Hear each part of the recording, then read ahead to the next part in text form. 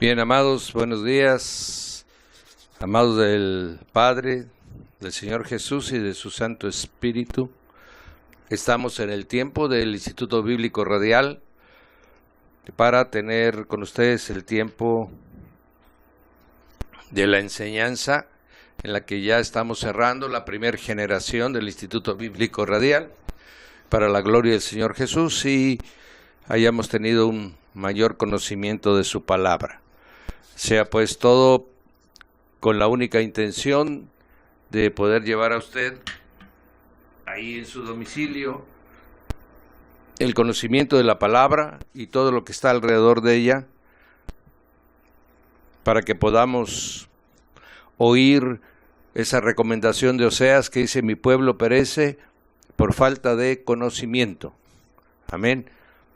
El enemigo avanza en su vida y en la mía por falta de conocimiento, por no preocuparnos, por conocer bien lo que Dios manda, cómo manda y la consecuencia que tienen nuestros actos. Y eso solo el conocimiento de la palabra de Dios, o sea, oír su voz con claridad y sobre todo obedecerla. Bien, estamos pues esta mañana del 14 de septiembre, siendo las 8:05 de la mañana, arrancando el tema de apologética y escatología. Estamos ya en las últimas materias del Instituto Bíblico y nos toca estas dos asignaturas. Todo lo que hablemos no es más que lo que componen estas materias. Para conocerlas, sabemos que apologética es la defensa de nuestra fe, y para defender nuestra fe hemos tratado todas las doctrinas básicas, hemos dado a conocer a través de la historia de la Iglesia cómo se levantaron los primeros defensores de nuestra fe, los primeros apologéticos. Cuando hablamos de la Biblia también vimos cómo defender el principio de que la Biblia es la palabra de Dios y que ha sido demostrada por ella misma y por el brazo poderoso del Señor que le ha guardado su palabra. Y ahora estamos viendo las corrientes que se desviaron de la, podríamos decir, de la fuente original. Cuando se hizo el movimiento de la Reforma, que este año está cumpliendo 500 años, con aquel inicio, aquel cuestionamiento que hizo Martín Lutero y que después muchos otros tomaron a su cargo y establecieron ese movimiento de la Reforma, se logró, el gran logro de ese movimiento fue que se logró rescatar las Sagradas Escrituras de donde lo tenían, podríamos decir, secuestrada. La tenían en grandes bibliotecas, la de los reyes, estaba en los estantes de los monasterios, ¿verdad? O guardado con candados bajo el control de los obispos. Y el logro grande fue que saliera a la luz. ¿Cómo salió a la luz?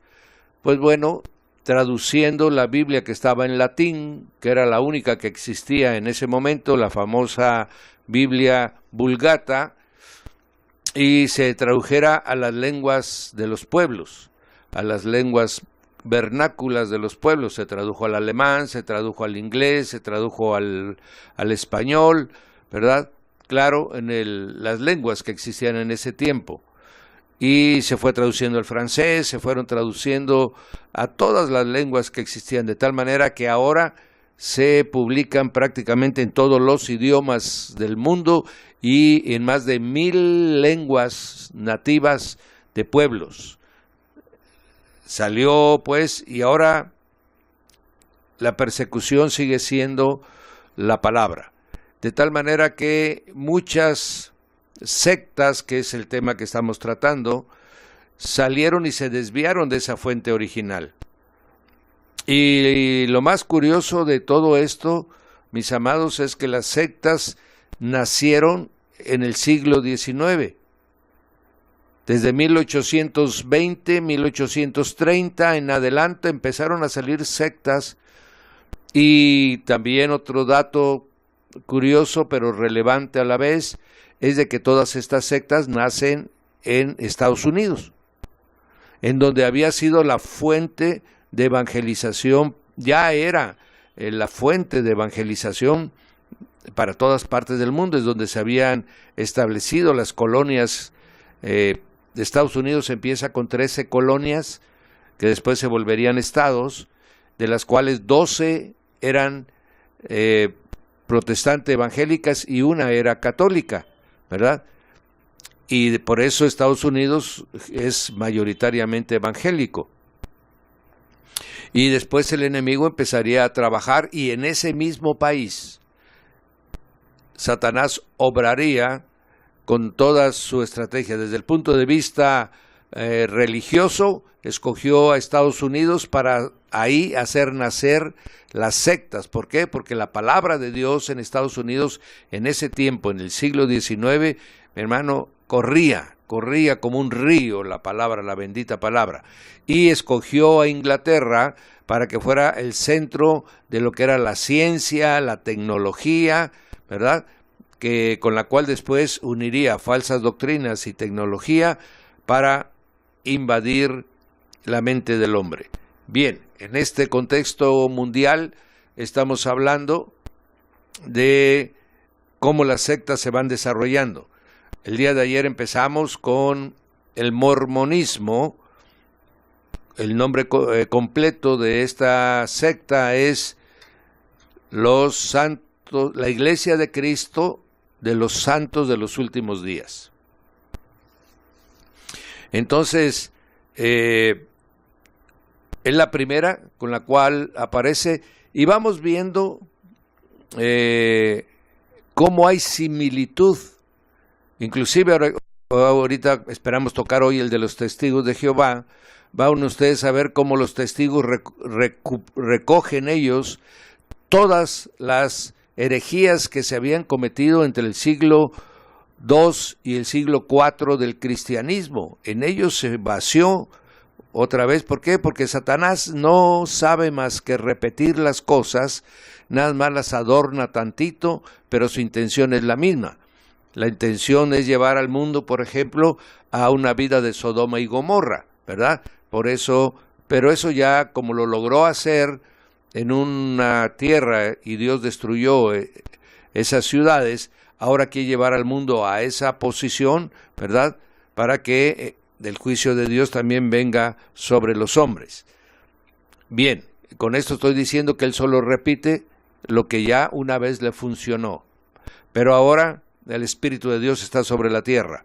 Pero ahora el Señor revela a su siervo las cosas y ya no está obrando de una manera ciega como logró hacerlo en el siglo XIX. Bien, vamos a continuar hoy haciendo un pequeño resumen. Mormonismo nace con José Smith, que a la edad de 15 años tiene una visión que se le aparecen dos ángeles. Y uno de los ángeles era el padre y otro era el hijo. Y el ángel que supuestamente representaba al padre le dijo: este es mi hijo amado, en quien tengo complacencia, a él oíd.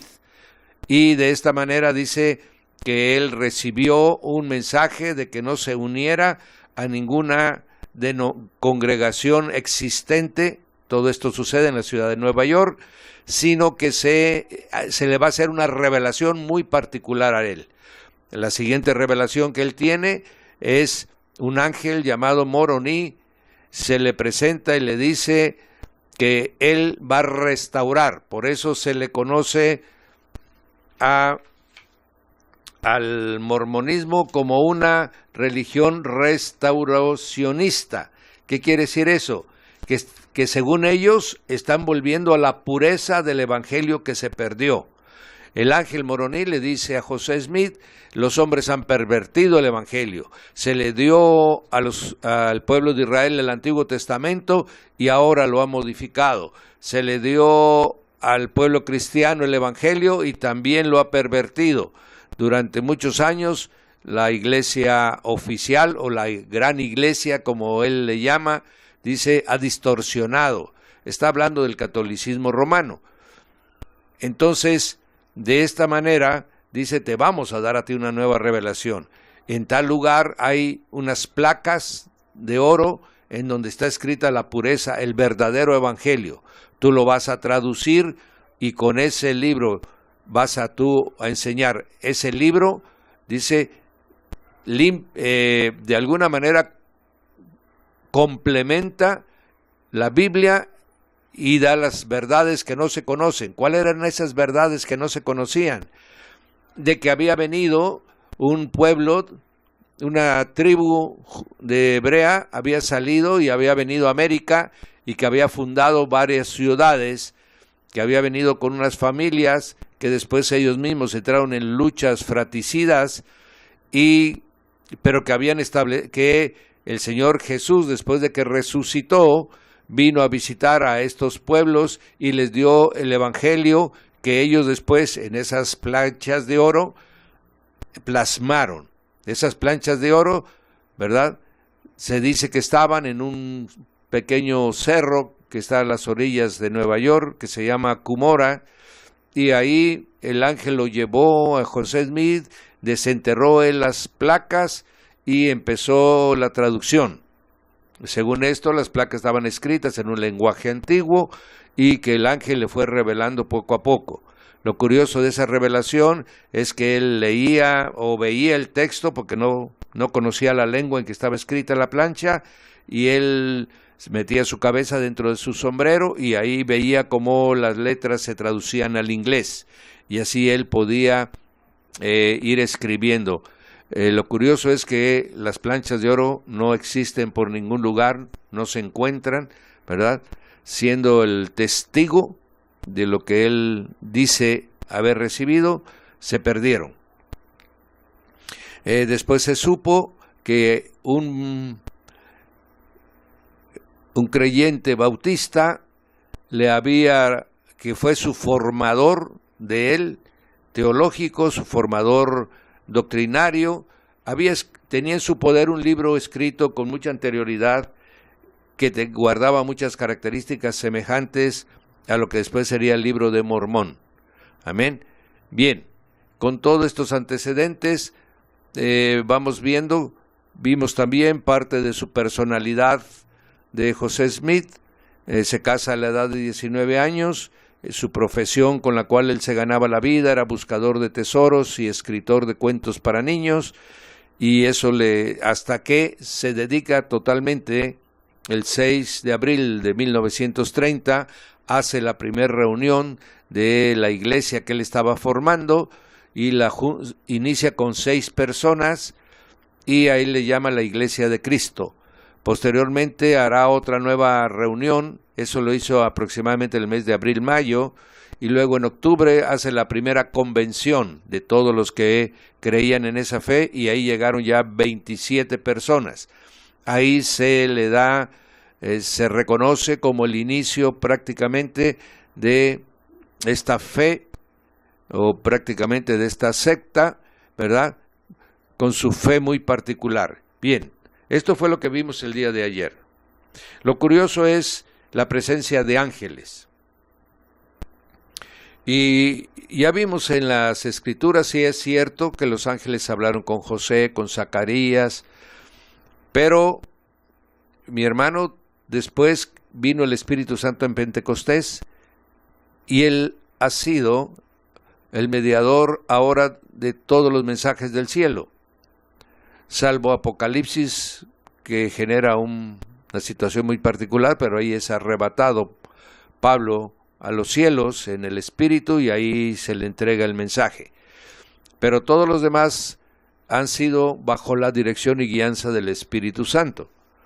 Entonces, José Smith vuelve a hacer uso de los ángeles, como lo hizo en su tiempo Mahoma, ¿verdad? A un ángel que les reveló con el mismo argumento que los hombres habían pervertido, los judíos habían permitido la Torá y que los cristianos habían pervertido el Evangelio.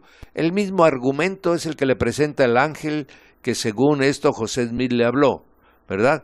Entonces es muy curioso la similitud de los argumentos por los cuales se le va a hacer una nueva revelación que va a restaurar la fe cristiana que ese tiempo se practicaba.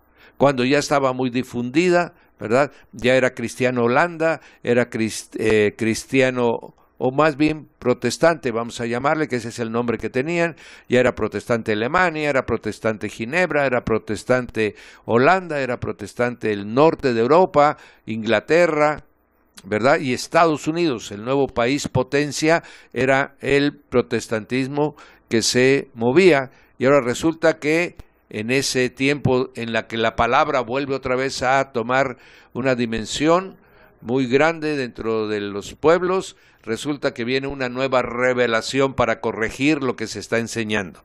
Todo esto es sospechoso. Obviamente sabemos quién se viste de ángel de luz, ¿verdad? Bien, ¿cuál es la teología que guardan los mormones?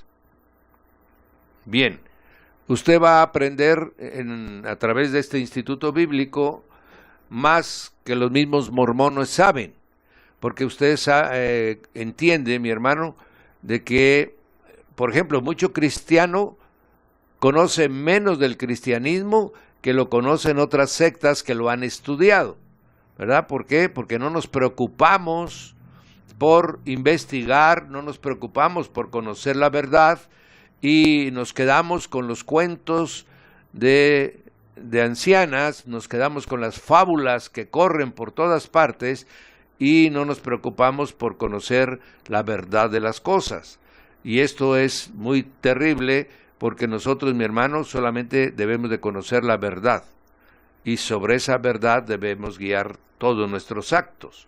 Pues bien, usted va a conocer ahora la forma de pensamiento teológico que tienen los mormones. Dicen que el Padre, Dios Padre, Él es el Padre de toda la raza humana, de la cual nació toda la raza humana, ¿verdad? Voy a explicar esto. Para los mormones hay un Dios que puebla todo un planeta. Cada planeta tiene un Dios particular. Para ellos, el Dios que pobló la tierra, le dan el nombre de Elohim, y dicen, Él vino con sus mujeres celestiales, porque usted debe de entender que para ellos Dios es como nosotros, tiene forma de hombre, tiene un cuerpo como de hombre, y también con sus mujeres, que son mujeres, tiene relaciones con ellas y tiene hijos. Y eso, con esos hijos son los que poblan un planeta, ¿verdad? La Tierra es, y somos hijos, bueno, según ellos, todos los habitantes de la Tierra son hijos de Elohim, ¿verdad? Que fueron producidas con sus mujeres. Y dicen que Jesucristo es el único hijo de Dios directo con una mujer de la tierra. Ellos establecen que Elohim bajó en la forma que tiene y tuvo relaciones con María y de ahí nació Jesucristo. Por eso es el único hijo de Dios, de Elohim Dios con una mujer de la tierra. Las otras están en el nivel celestial, allá procreó a todos los seres humanos que después envía a la tierra. Pero Jesucristo fue procreado en una unión de Elohim con María. Esa es la forma de ellos pensar. Ese es su Jesús de ellos. Amén. También creen en la existencia del Espíritu Santo, ¿verdad? Y también ellos creen en una Trinidad con un enfoque muy particular de ellos, ¿verdad? Ellos dicen que el Padre, que Jesús y que el Espíritu Santo forman una Trinidad que funcionan los tres, que son tres personas diferentes. En el caso de ellos son personas, ¿verdad? No manifestaciones únicas de Dios, sino personas diferentes que trabajan en unidad y armonía y propósito perfecto. Bien, entonces usted ya va conociendo al Dios de los mormones, ¿verdad? Ellos también comentan que todos los hijos que fueron creados por Elohim y sus mujeres son parte de un plan divino que sirve para desarrollar el potencial que cada uno de nosotros tiene, que si nosotros vivimos en armonía con Dios y con sus ordenanzas, claro, las ordenanzas que ellos profesan como fe, nosotros podemos llegar a ser un día dioses. Que los seres humanos que caminamos sobre la tierra, si nosotros guardamos preceptos, los preceptos mormones, la forma de vida mormona, la religión mormona, un día llegaremos a ser dioses. Y como dioses, nosotros iremos a poblar otro planeta, ¿verdad? Y ahí nosotros tendremos nuestros hijos, ¿verdad? Para ello necesitaremos varias esposas celestiales. Esta es, en esencia, el origen de la forma como plantean ellos. Entonces, no es Génesis de lo que están hablando, por supuesto que no. Es totalmente una historia contada de una manera muy particular, ¿verdad? El mormonismo no se parece ni a la religión católica, ni se parece a la religión protestante. Es una mezcla, mi hermano, es una mezcla de catolicismo, es una mezcla de protestantismo, sí, es una mezcla de masonería. Eso es el mormonismo, ¿verdad? Hicieron una mezcla de estas tres creencias y así están ellos enseñando en la esencia de su enseñanza, ¿verdad? Sí consideran a Jesucristo como el Salvador, como el Redentor de todos los hijos de Dios que están sobre la tierra. Pero no consideran que la salvación sea producto del sacrificio en la cruz, sino que ellos dicen que Jesús no murió en la cruz, que la sangre de Cristo no es la que salva, mi hermano, sino que hay que hacer obras, las obras que manda, obviamente, la religión mormona. Entonces, usted en el mormonismo no va a ser salvo por la sangre de Cristo. Usted no va a ser salvo por gracia. Usted ahí necesita hacer las obras que tienen determinados los mormones para que usted pueda llegar a alguno de los tres lugares donde ellos dicen que van después los espíritus, ¿verdad? Conforme vayamos hablando, usted va a ir conociendo cuánta diferencia hay y por qué no debemos, mi hermano, contaminarnos con otro evangelio, como dice Pablo, que sea anatema si otro evangelio nos es predicado. Bien, también nos dice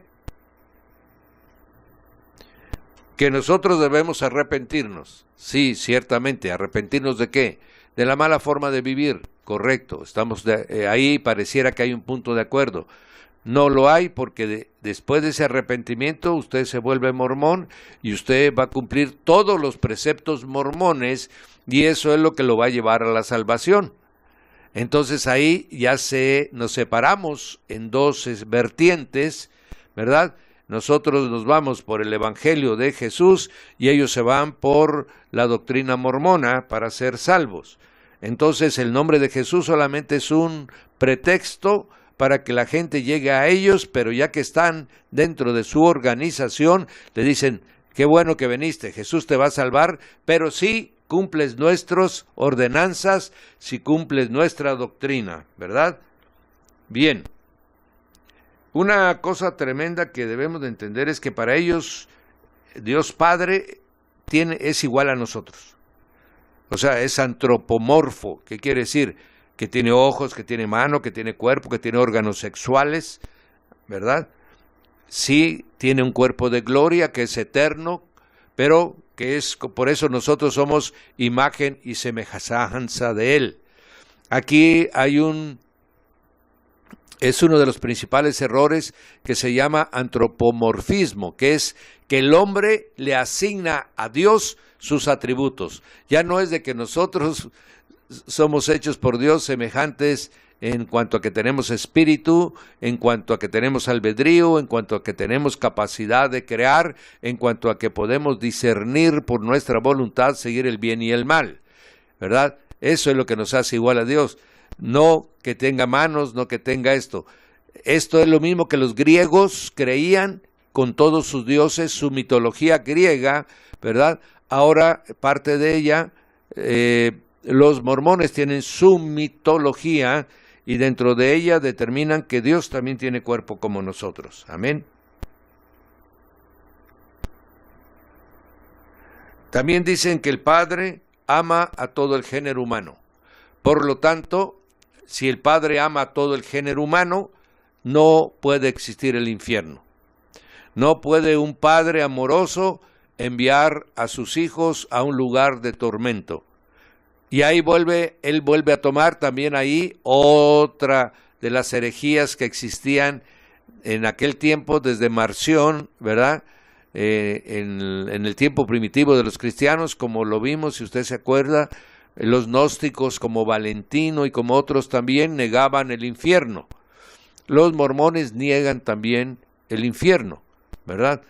Después le voy a compartir los 3 lugares a donde dicen ellos. También niegan la inmortalidad del alma. Dicen que el alma, cuando el hombre muere, prácticamente desaparece. Entonces, lo único que vuelve a Dios es el espíritu que fue dado por Dios. Amén.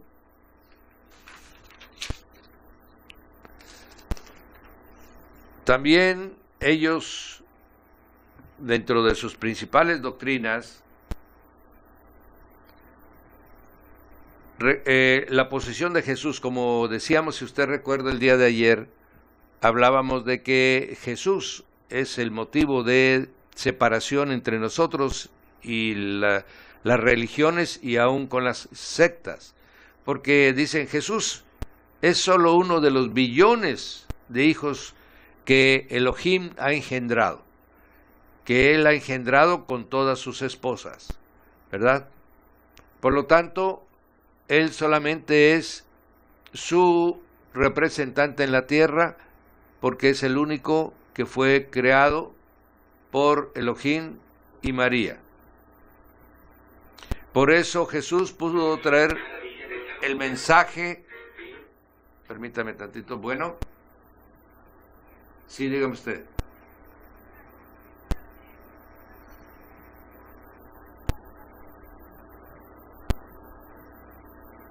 No, el alma, dentro del concepto mormón, es el que mueve al cuerpo. Sí, ellos dicen que el alma de nosotros es como el alma de los animales, por eso los animales también se mueven, comen, beben, ¿verdad? A esa alma se están refiriendo, entonces igual que los animales, nosotros morimos y el alma desaparece. Sí, ándele, bendición a su vida. Bien, yo creo que escucharon este aumento de la explicación. Ahora, otra de las creencias que ellos tienen, dicen, como Elohim creó a todos, también, así como creó a Jesús, también creó a Satanás. Satanás es un hijo de Elohim y por lo tanto no es malo, porque todo lo que Elohim ha creado es bueno, y la única diferencia entre Satanás y Jesús es de que dicen ellos, en el cielo hubo un concilio, se convocó a los hijos y les dijeron, preséntenos un plan de salvación para saber cómo vamos a rescatar a los hombres para que ellos lleguen a ser dioses como nosotros. Y entonces los mormones dicen, y Jesús presentó un mejor plan que el de Satanás. Por eso es que a Jesús se le encargó que viniera a salvar a la humanidad, pero Satanás es su hermano. Y esta mentira, mi hermano, que ellos promulgan, es una mentira que ha difundido Satanás mucho, en el sentido, por eso es que los persas creían en la dualidad del bien y del mal al mismo nivel. Por eso es que dentro de la doctrina de grupos esotéricos y ocultistas dicen que Dios creó el bien y el mal con las mismas en igualdad de poder, de condiciones, solamente que los creó con una función a cada uno. Es esto lo que está usted escuchando. Satanás siempre ha querido estar a la altura del Señor Jesucristo. Nosotros, los que hemos leído las Sagradas Escrituras, sabemos que Señor Jesucristo, o el Cristo eterno, es el creador de todas las cosas, el que creó las potestades, principados, y todo lo creó por Él y para Él. Hay una gran diferencia entre nosotros, sabemos que no hay nadie más grande que Jesús y que es el unigénito Hijo de Dios y que Él creó todo cuanto existe. Entonces es radical la diferencia que existe entre la doctrina mormona y la nuestra. Entonces, el pecado de Adán, también dicen los mormones, no fue una maldición, que no es el pecado original, que no es el que le dio la naturaleza caída al hombre, no, que al contrario, dicen, gracias a Adán y al pecado que cometió, nosotros podemos conocer el bien y el mal. Para el hombre, el pecado de Adán fue una bendición porque le abrió los ojos. O sea que ellos se suman a la obra de Satanás para la caída del hombre y la exaltan como un acto bueno. Ahora sí que a lo malo le llaman bueno, ¿verdad? Y ya sabemos lo que la Biblia dice a aquellos que a lo malo le llaman bueno. Vamos conociendo cuánta diferencia hay entre nuestra doctrina, nuestro evangelio y las creencias de los mormones, que no lo platican. Esto que yo les estoy compartiendo, mis hermanos, son producto de gente que ha estudiado la doctrina de ellos, que ha leído sus libros y que ha llegado a estas conclusiones que ni los mismos mormones conocen, ¿verdad? Pero que usted puede servir para ayudarlos. También ellos dicen, Jesús como Hijo de Dios, ahora Él va también, ya ahora, para convertirse en Dios, va a poblar otra tierra. Va a poblar otro planeta y para eso Él necesita tener sus mujeres.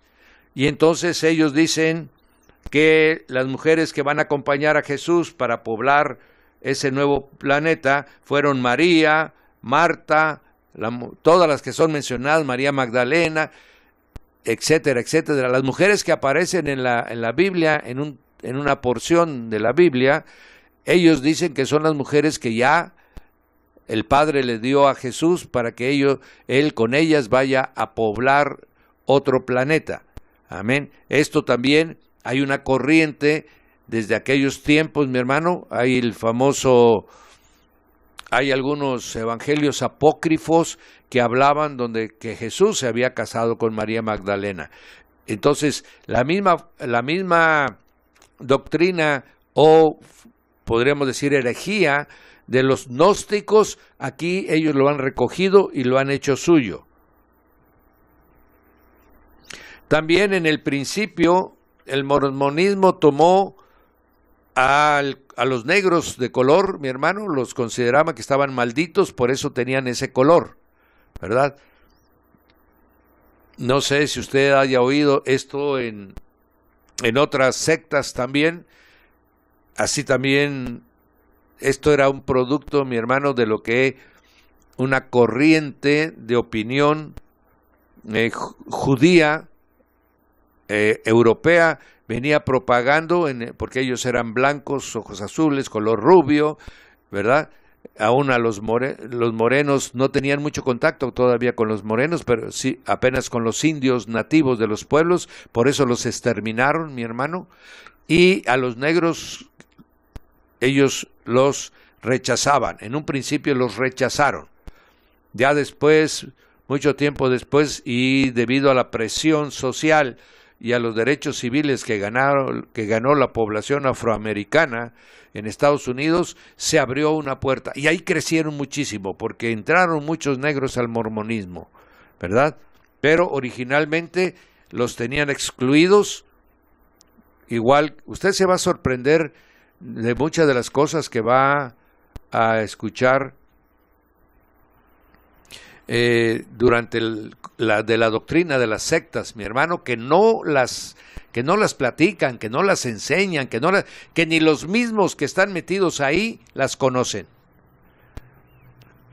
Bien, también ellos dentro de sus doctrinas promulgan que la revelación divina no está completa, que Dios sigue revelando cosas para que el hombre se vaya perfeccionando, y que esa revelación la recibe su profeta.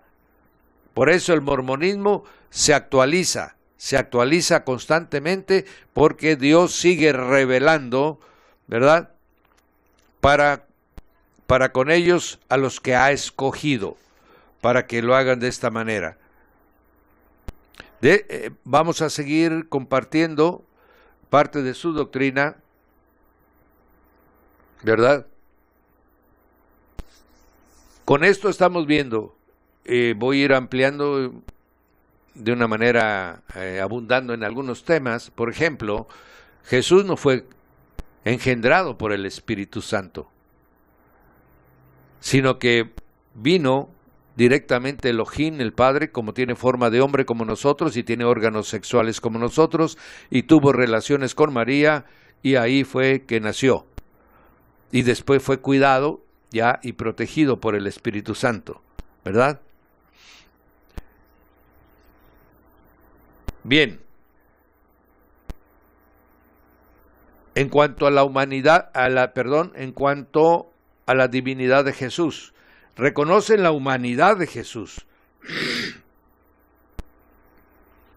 y reconocen que lo que le pasó, ellos nada más no reconocen la divinidad de Jesús, reconocen la humanidad de Jesús, y por lo tanto dicen, lo que le pasó a Jesús nos puede pasar a nosotros. Y si Jesús fue elevado a un lugar excelso como Dios, nosotros también podemos llegar a estar en un lugar semejante al de él, ¿verdad? Satanás hablando otra vez como habló Isaías y como habló la porción de Ezequiel.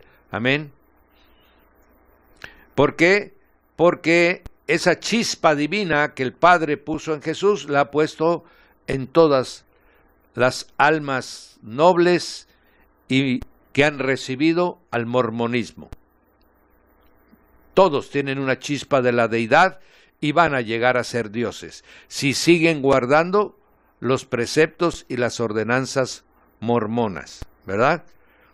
Vamos a ver alguna cosa curiosa en cuanto a la Constitución. En 1830 fue la primera convención mormona, como les comenté a ustedes, pero resulta curioso que un año después, en 1831, José Smith declara la doctrina del matrimonio plural, así le llaman ellos, la doctrina del matrimonio plural, donde José Smith dice que a los que tienen cierta posición en el mormonismo, que les llaman los elders, o sea, los ancianos, ellos pueden tener varias mujeres, y que esto lo recibió por revelación, ¿verdad? Sin embargo, él la empezó a practicar. Ese fue uno de los grandes problemas en los que se metió José Smith durante toda su vida. Tuvo relaciones con varias mujeres. Y en 1852 ya el mormonismo lo hizo oficial y público esta doctrina. Se llama la doctrina del matrimonio plural. Entonces, ¿por qué? Basado en lo que yo le estoy compartiendo. Es que Elohim es como nosotros, tiene cuerpo y tiene muchas mujeres. Y Elohim procrea la población en los planetas teniendo relación con las mujeres. Entonces, nosotros los que ya estamos a cierto nivel de revelación, nosotros que ya somos los ancianos, yo que soy el profeta, ese nombre recibe mi hermano José Smith dentro del mundo mormón. A José Smith se le conoce como el profeta, igual como se le conoce a Mahoma como el profeta, y también Mahoma, mi hermano, practicó la poligamia, ¿verdad? Cosa curiosa, mi hermano, que el resultado del comportamiento de estos personajes sea semejante, muy parecido. Entonces, que va totalmente en contracorriente a lo que el evangelismo enseña, ¿verdad? En la que a nosotros nos dice el Señor, solamente una mujer, solamente una pareja idónea es la que tú tienes, debes de ser fiel con ella, ¿verdad? ¿Por qué? Porque sabemos que en la doctrina que usted y yo practicamos, el matrimonio es una representación natural de ese matrimonio entre Cristo y su iglesia, que es espiritual. Sin embargo, José Smith, un año después de constituido, teniendo él la edad, obviamente tenía la edad de aproximadamente, fluctuaba en la edad de 25, 26 años, y él empezó a practicar el matrimonio plural. Bien, entonces vamos viendo la moral que ellos tienen. Ahora ciertamente, gracias a la presión social y a las leyes civiles norteamericanas, el mormonismo ya extirpó, podríamos decir de una manera oficial, aunque muchos mormones siguen practicando el matrimonio plural. En Estados Unidos hay muchísimos mormones que viven con varias mujeres en una misma casa, con hijos que son de diferentes mujeres, ¿verdad? Entonces vamos viendo la moral. Por otro lado, son muy conservadores en cuanto a la familia, la vida en familia, ¿verdad? Vivir una vida intachable, por eso usted siempre los verá impecables, ¿verdad? Es gente muy trabajadora, gente muy entendida, ¿verdad? En su forma de vivir muy impecable, porque ellos aspiran a la prosperidad de las cosas materiales, y eso es una manifestación de que Dios los está aceptando y los está bendiciendo, ¿verdad? Bien, también ellos usan el pasaje de Isaías 53:10, donde dicen que es necesario que Jesús tuviera muchas esposas para que pudiera cumplirse Isaías 53:10, donde dice, y él verá linaje. Dice, ¿y cómo va a haber linaje si no tiene hijos? Lo que pasa es que los mormones se mueven todo al nivel de la carne. Todo, su forma de pensamiento, su razonamiento y sus doctrinas son para la carne. No tienen realmente un enfoque espiritual, ¿verdad? Ellos hablan solo del Espíritu Santo, pero no conocen al Espíritu Santo, mucho menos dejan obrar el Espíritu Santo en su vida, ¿verdad? También ellos practican el bautismo por los muertos. ¿A qué se refiere esto? A que muchos de sus familiares murieron sin conocer el mormonismo y por lo tanto ellos están expuestos a no tener la salvación, ¿verdad? Y a vivir como manada pequeña en esta tierra. Y entonces ellos, si se bautizan por sus parientes muertos, ellos los salvan. Amén. Esta es una mezcla rara entre purgatorio, ¿verdad? Entre contacto con los espíritus de los muertos, lo traen, y esto lo agarran de ese pasaje que también está en la Biblia, donde Pablo dice que, y entonces, ¿por qué algunos se bautizan por los muertos? Y esta era una práctica que la realizaban, mi hermano, los pueblos paganos. Por eso él está diciendo, ¿cómo dicen que no hay resurrección estas gentes si ellos mismos se están bautizando por los muertos? Y los mormones lo agarran y lo hicieron parte de su doctrina. Ellos se bautizan por sus parientes muertos, ¿verdad? Y se bautizan, ¿por qué? Porque para ellos el medio más eficaz de salvación lo manifiesta el bautismo mormón. Por eso es que los mormones son tan acuciosos, tan insistentes en que la persona que se vuelva mormona se bautice. Esto también es tomado del cristianismo, ¿verdad? En el contenido espiritual del bautismo cristiano, bautismo en Cristo, ellos lo han convertido en un bautismo doctrinario, pero que también lo consideran como parte fundamental para poder obtener la salvación. Solamente que el bautismo mormón solamente se puede realizar en un templo mormón, específicamente donde está el baptisterio, donde está consagrada esa área a bautizos, y solamente pueden bautizar los sacerdotes mormones, ¿verdad? Ya voy a caminar después para explicarle cómo está en su organización.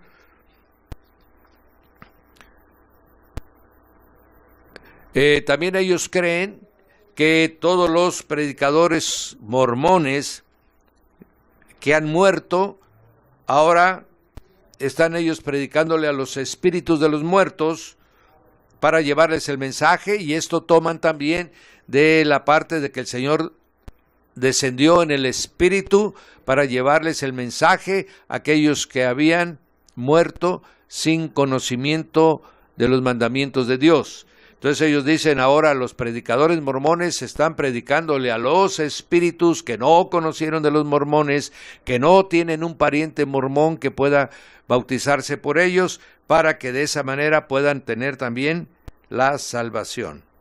Amén. Bien.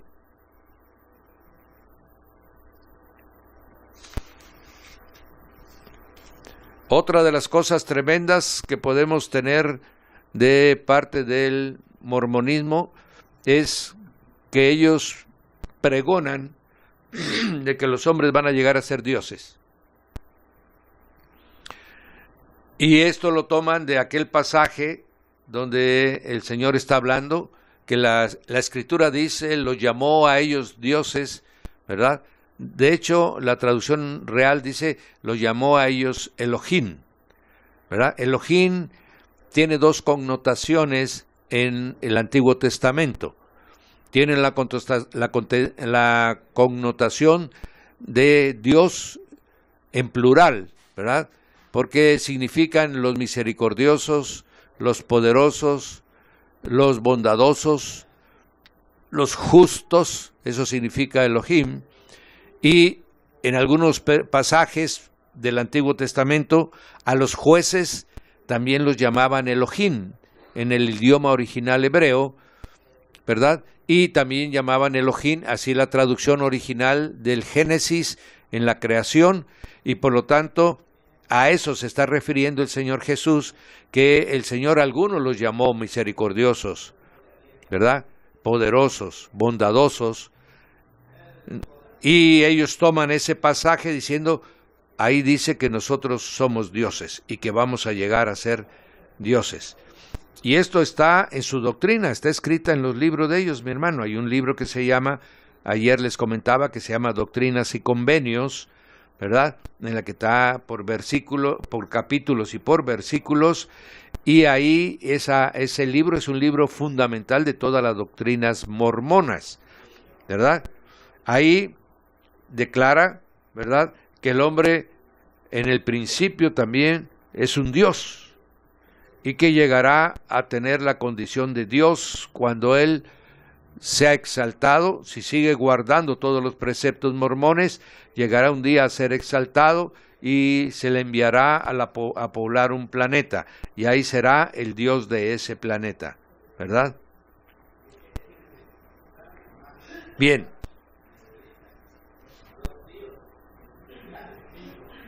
Según el mormonismo, hay tres lugares a donde vamos a llegar. Hay un lugar celestial, ¿verdad? Hay un lugar telestial. La referencia es, la primera es con C, la segunda es con T. Y la otra, un lugar terrenal. Entonces, celestial, telestial y terrenal. ¿Quiénes van a llegar al lugar celestial? A los que alcancen el nivel de dirigentes mormones, a los que sean sacerdotes mormones, a los que cumplan de una manera muy estricta la doctrina mormona, esos se irán al lugar celestial. Luego estarán en un lugar telestial, en medio, vamos a decir, los de primer orden en el cielo, los de segundo orden en un lugar intermedio entre el cielo y la tierra, ¿verdad? Y estos son para los mormones que no llegaron a alcanzar lugares de preeminencia o de ordenamiento, sí vivieron una vida ordenada y correcta desde el punto de vista mormón, ¿verdad? Y los terrenales en la que estarán todos los paganos para ellos que no recibieron al Dios de ellos, que no recibieron sus doctrinas, ellos vivirán en la tierra. Entonces son los tres lugares donde dicen que los hombres van a ir y ahí van a permanecer, ¿verdad? En algunas partes tiene semejanza con los testigos de Jehová. Esto lo vamos a abundar cuando toquemos a los testigos de Jehová, ¿verdad? Entonces, ellos afirman, pues, que hay un plan de deificación, de que el hombre llegue a la condición de Dios, llegando al nivel celestial. Bien, de estas maneras podemos nosotros ver cuán diferentes son las doctrinas de ellos con las doctrinas que nosotros, mis amados, practicamos. Creo que estas son las partes más importantes. Hay una situación que quisiera yo dejar. Ellos tienen una relación muy estrecha con México desde el principio. Cuando los Estados Unidos se apoderan de la mitad de nuestro territorio, Texas, Nuevo México, California, ¿verdad? Todas Arizona, toda esa zona pertenecía al territorio mexicano. Ya sabemos, esto es parte de la historia en la que ellos hacen un falso levantamiento en Texas y a través de ese sistema ellos ya eran un pueblo aventajado financiera y económicamente, y además era un pueblo expansionista, o sea que se iba sumando territorios. Y para entonces ya había muerto José Smith el 24 de julio de 1847, en que Brigham Young, que era el que le siguió a José Smith, él creó las ciudades de la ciudad del Lago Salado, Salt Lake, que es una ciudad muy famosa en Estados Unidos, muy hermosa por cierto, ¿verdad? Él también, a la vez, para poder proteger esa ciudad, porque los mormones eran muy perseguidos en Estados Unidos, para proteger esa ciudad, él elaboró un batallón mormón, armó perfectamente ese ejército, lo entrenó, lo capacitó, de tal manera que era un verdadero ejército de mormones para defender a los mormones. Pero cuando se desató la guerra contra México, el batallón mormón se incorporó a ese movimiento de Estados Unidos para conquistar los territorios, y así es como tiene contacto los mormones con México, conquistando el territorio de Nuevo México, lugar que después de que se hizo el Tratado de Guadalupe Hidalgo, ¿verdad?, que está en la historia de nosotros establecida, donde, mi hermano, no se llegó a un acuerdo, a un armisticio que se llama, pero toda esa tierra, si usted no lo sabía, se lo pongo como un complemento, todavía pertenece legal y jurídicamente a México. Hay un grupo de gentes que están peleando todo este territorio. Entonces, ahí participa el batallón mormón, y entonces, en pago a su efectiva participación, nombran a Brigham Young, el profeta mormón, lo nombran como gobernador de esos territorios. Ese es el primer contacto que tenemos nosotros con los mormones, ¿verdad? Gobernando por primera vez lo que era territorio mexicano y que fue de alguna manera usurpado y es todavía usurpado jurídicamente hablando por el derecho internacional por los Estados Unidos para México. Entonces, este es un dato que yo les quería compartir para que veamos el contacto que hemos tenido con ellos. Son una organización poderosa, rica, muy rica. Son dueños de un estado completo en Estados Unidos. El estado de Utah prácticamente es de propiedad mormona. Todo el estado, ahí ellos han desarrollado negocios, han desarrollado empresas, han desarrollado... El gobernador ahí en Utah tiene que ser mormón. Desde que fue creado el estado de Utah, el gobernador ha sido mormón, los alcaldes son mormones, en fin, es un estado que ellos administran, ¿verdad? Como otras organizaciones administran otros estados. Bien, entonces, esto es lo que usted ve caminar en las calles con dos jóvenes simpáticos, agradables, pulcros, con una camisa blanca, una corbata y un pantalón negro. Caminan o andan en bicicleta por todas partes del mundo, llevando un mensaje que dicen que son cristianos, pero no lo son, que hablan de una salvación por Cristo, pero realmente después nos enseñarán que solamente a través de sus doctrinas y su forma de pensamiento. Bien, espero que hoy hayamos entendido algo nuevo y por qué estas sectas toman solo el nombre del Señor Jesús, pero realmente no son cristianas evangélicas. Bien, vamos a hacer una pausa y regresaremos, mis hermanos, para empezar a tratar el tema de los testigos de Jehová.